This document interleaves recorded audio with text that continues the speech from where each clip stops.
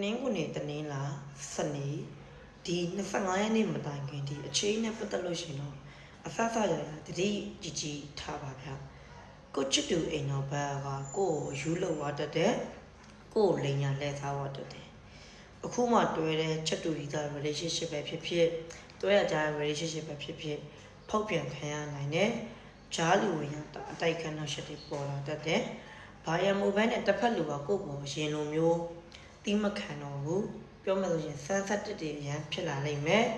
ဘာရမိုဘဲနဲ့စကားတွေများလာလိမ့်မယ်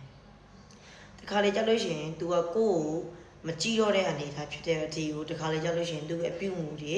သူ့ရဲ့ပြောဆိုပုံတွေကိုသူ့ရဲ့လုပ်ရက်တွေကကိုယ့်ပေါ်နာကျင်ရမယ့်ပုံစံမျိုးလေးတွေကြုံတွေ့ရမယ်ဘာရမိုဘဲနဲ့သူ့ရဲ့ကိုယ်ရဲ့လမ်းခွဲမှုတွေဖြောသွားနိုင်တယ်ကိုယ်နှစ်ယောက်ရဲ့တည်ဆောက်ထားတဲ့ relationship ကိုဒီချိန်ဒီကလာမျိုးမှာ plain ကြီးအကြောင်းပြချက်မရှိဘဲနဲ့ရတက်ရတဲ့ပုံစံမျိုးလေးတွေကြုံတွေ့ရမှုရှိတယ်ဒီအခြေနဲ့ပတ်သက်လို့ရှိရင်25ရက်နေ့ဒီမတိုင်ခင်ဒီအဲ့ဒီနေ့နဲ့ပေါင်းကူဟာအခြေနဲ့ပတ်သက်လို့ရှိရင်ကိုလိုကန်နဲ့မပေးမရတဲ့ပုံစံမျိုးရဖြစ်စကားများတဲ့ပုံစံမျိုးတချက်ချက်ဖြစ်တဲ့ပုံစံမျိုးလေးတွေကြုံတွေ့ရနိုင်တယ်သူ့ရဲ့ကိုယ့်ရဲ့ relationship ကအရင်လိုမျိုးတာယာပျော်ရွှင်မှုတွေတိတ်ပြီးတော့မရှိဘူးပြောမယ်ဆိုလို့ရှိရင်ဒီချိန်ဒီကလာမျိုးမှာတစ်ဖက်လူရဲ့စိတ်ထဲမှာကိုယ့်ကို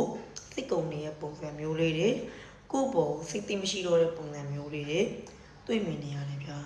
ဒါကြောင့်မို့ဒီနေ့နဲ့သုံးခုလုံးအတွက်အခြေရေးအဆက်ဆက်ရရအထူးဂရုစိုက်ပါဖောက်ပြန်ခံရနိုင်ရေးရှိပါတယ်ဗျာ